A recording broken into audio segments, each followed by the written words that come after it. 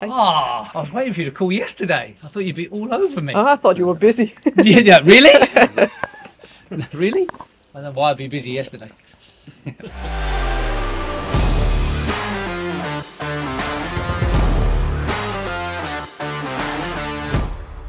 Why should it be now? On yesterday, you make this decision. Firstly, important to say these decisions aren't taken lightly. I appreciate the gravity of this decision, very much so, because I was part of the decision team and I know how important that is. Now, because the cup remains a very, very important part of our strategic objectives for this season, given what can come from a positive cup experience for us, and we need to give the team a lift for Sunday and to finish the autumn season in the most positive way possible to then carry that into the spring. So you believe it would increase your chances on Sunday if you did what you did yesterday? In football, there's no guarantees, right?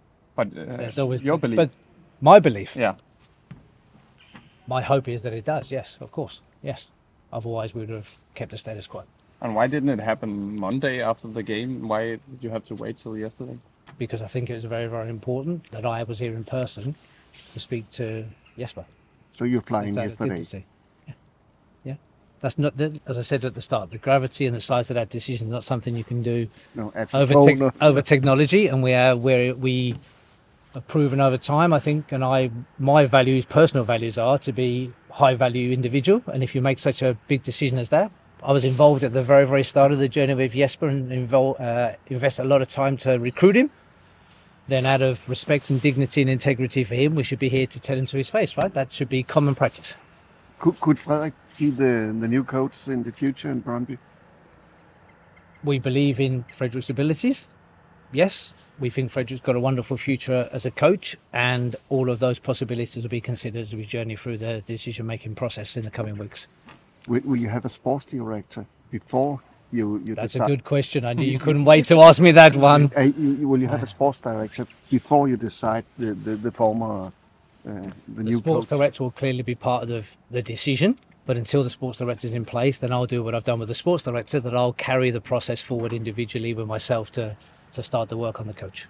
And how long are you with the sporting director? Very good question again, Nana. We're closer than yesterday, unsurprisingly. So we are very near the end of the process.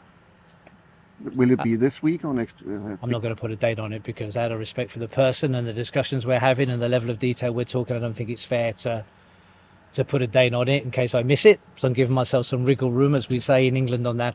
But it's been a real priority focus of mine and taken up a huge amount of my time to get that right. And I think when you and I spoke some weeks ago, I'm very, very aware what a big decision this is and what a key strategic position it is. So I want to make sure we get it right, because it's not a decision and a position for 1 week or 2 weeks. We need to be seeing that this person's going to be here for, as CV was, for 5 years or whatever, because that's the time it takes to be a strategic leader.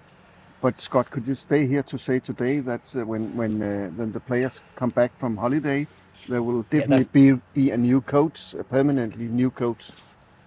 Clearly, that will be a very, very obvious deadline that this organisation has to work to. Yes, my ambition will be to have somebody in place by that time, because that's when we all start work again, and new people need to be in front of the players to gather them together and present how they're going to work in the future. So that's an obvious deadline.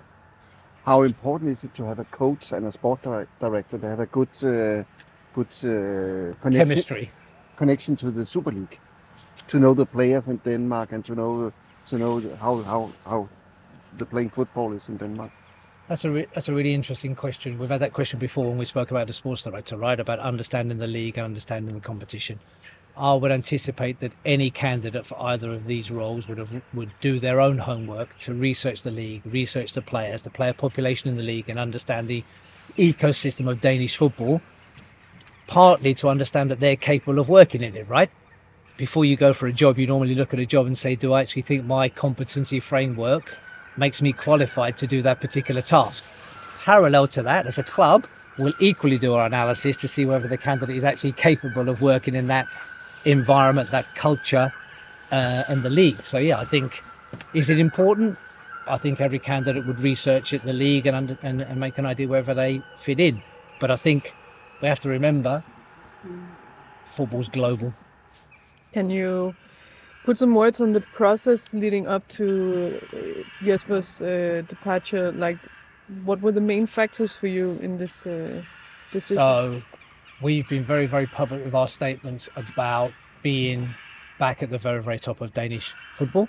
I think it's very, very clear that last year we made, or between November 22 and May 24, right? We made a huge leap in performance.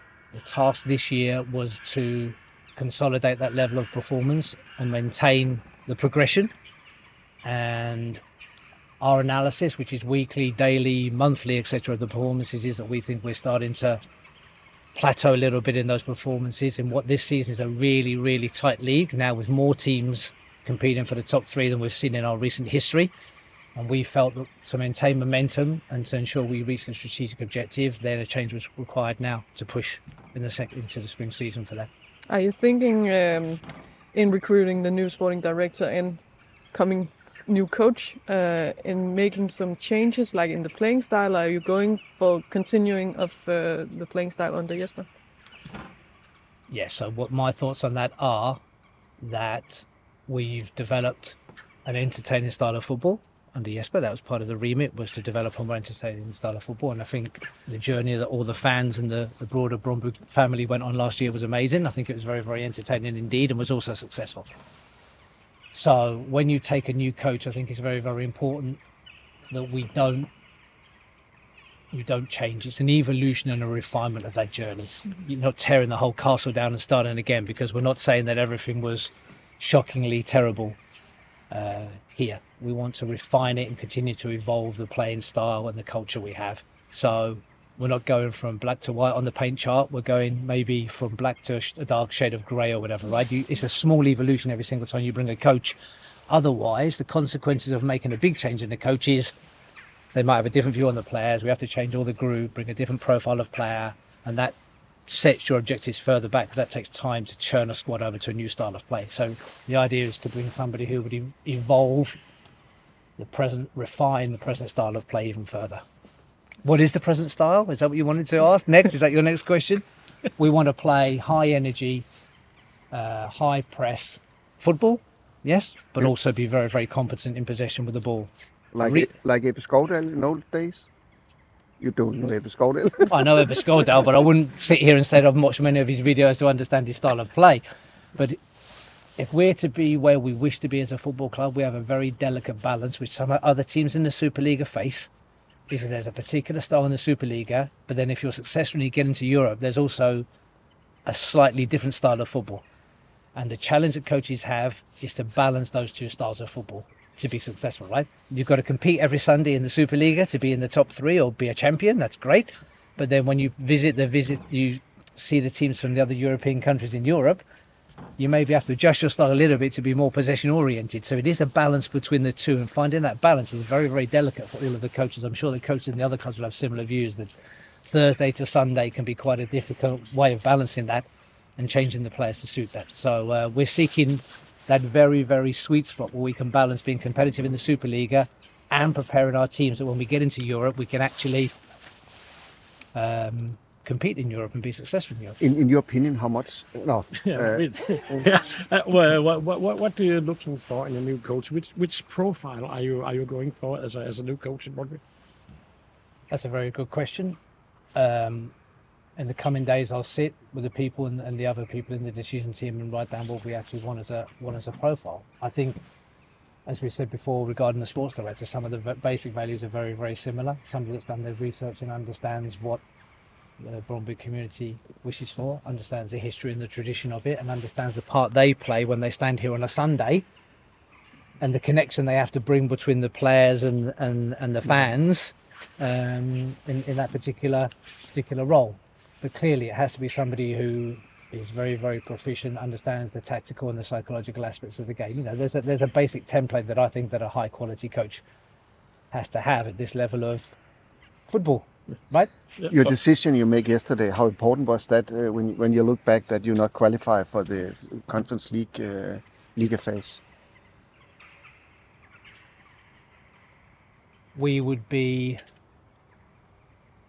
listen, everybody has to be everybody in the organisation from top to bottom has to be disappointed we didn't succeed in Europe, given how well we played in the 2 games, and we should also be disappointed that we didn't win the league last year, given the position we put ourselves in. Right, the challenge is to put ourselves. The challenge we gave ourselves this year is to put ourselves right back in that position. I've just said socially to somebody, a friend of mine, just yesterday. Right, you've got to be to be considered a challenger. To eventually learn how to be a champion, you have to put yourself back in that position repeatedly, and then you have to learn how to actually close the deal. You have to put yourself back on the 18th hole on the last day of the tournament and stand over the putt again, knowing you missed it last year, and see whether you can do it this time, right? And that's the journey we're on, and it's an incremental journey. You can't go. Very few teams go from where we were in Thames straight to being a champion and stay there. You've got to learn the behaviours and the psychology and the emotional control it takes to be a champion. The challenge this year, as I repeat, is to go back there again this year and put ourselves in contention again and prove that we've learned our lessons from last year. Was the owner surprised that you go from the position as number 10 when Jesper came to 1.5 years later you play at the Champions? You play a game here in May against AGF. Totally surprised. I wouldn't agree with. I don't think they were totally surprised, because we know the investment we put into the squad, which has been detailed, right? The increase in squad value and the increase in squad salaries, etc. We invested in that journey. That was mentioned in very great detail at the season card holders evening recently. The investment we put in, the strategy at the time was to supercharge and make a quick leap as we could to be a challenger, rather than a slow 7-year incremental journey to be challenger. We wanted to challenge as quickly as possible because we felt the club and the team deserved that, so we did that. So we weren't necessarily surprised. Did it come slightly quicker? Maybe a little bit, and you accept it, right? You have to very, very quickly adapt to the fact that you are now a challenger and live by that status. As I say, we have to be comfortable that we should consider ourselves challengers in this league, because that's what this club deserves, right? That's the status of this club. It's huge. You should be a challenger every year. How much have you listened, or maybe does it even matter that some fans feel like there's been a lack of intensity and the high pressure you're talking about? Is that something that you consider when you point out a new coach? Do I listen to fans' perspectives on how we play? Fans are a critical part of the whole stadium environment. The interrelationship between fans' expectation but what's actually needed on the moment in the pitch is a really, really interesting dynamic, right? Because you have to, that's always the friction point in a way. Okay, I think we challenge the coaches to be objective, tactical and analytical in their decisions, and that's maybe how fans and coaches experience the game environment in a different way now, right? They've got to be cold, a little bit calm, and make a decision on there that's slightly different, and that might be counterintuitive to what the fans actually want in that particular moment. So the interaction between fans wanting the team to be really, really hard and physical, we know that the rules of the game recently have changed, and our games are refereed nowadays have also changed. So some things about physicality and high pressure and things aren't really possible in the modern game as much as they might have been in the past. There's a little bit more nuance and finesse required and tactical type decisions rather than pure physicality in the game. So I think there's a little bit of a difference. But we are very, very aware of what I think I've been taught, and I've tried to learn what Brøndby fans actually want to see. And I've heard the coaches' names from the past and their styles that fans have enjoyed.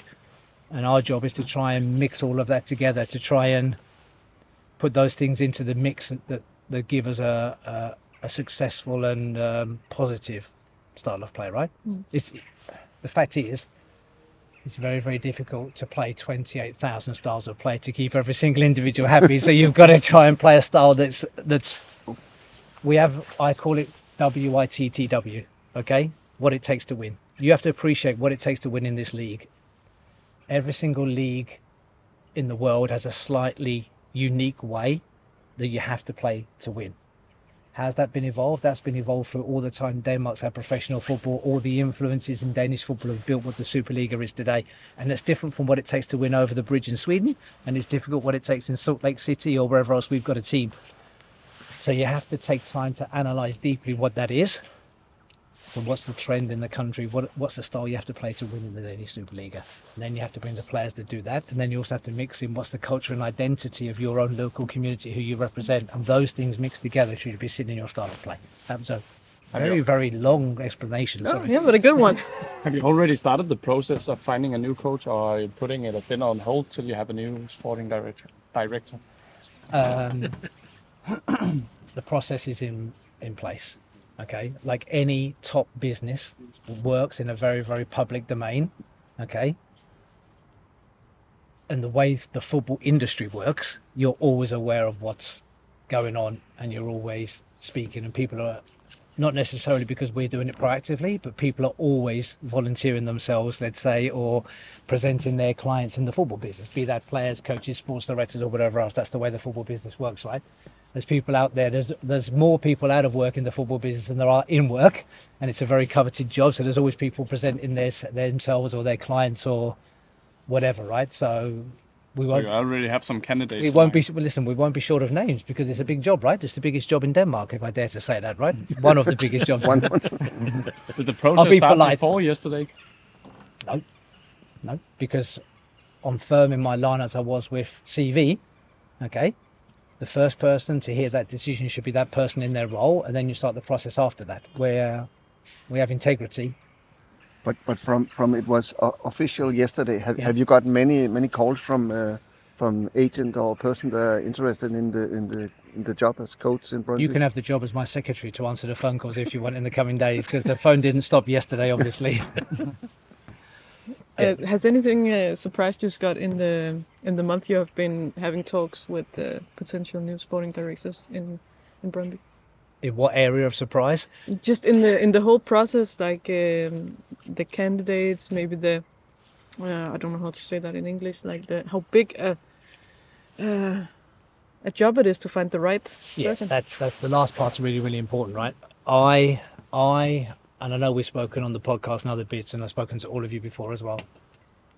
I'm acutely aware of the responsibility of getting the sports director decision right, and I'm now doubly aware of the responsibility to get the head coach position right.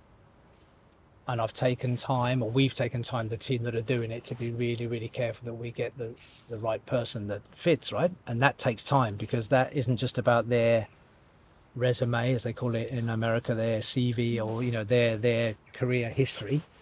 You really have to dig deeper into them as a person, because you have to work really closely. And we know that football is many hours a day. It's a very intense experience, and it's an immersive experience. So it's very much about getting to know them as people, and their values and their morals and their communication style and their emotional equilibrium, because those things become very important at the moments when it becomes difficult. You need to be able to have those very frank, honest conversations, and for it not to become personal. So it's a very sensitive relationship, those things, right? They're the people that control the football aspects of the business, which is the bit that is held up and everybody supports. So yeah, I've learned that it's a very difficult task to dive deep into those people and have surety that you're getting the right person. Yeah, it's been time consuming and tiring. No, too. Thank you, Scott. Thank you. Thank you. Get a drink, young man. Get a drink. Too young, that's why. Oh.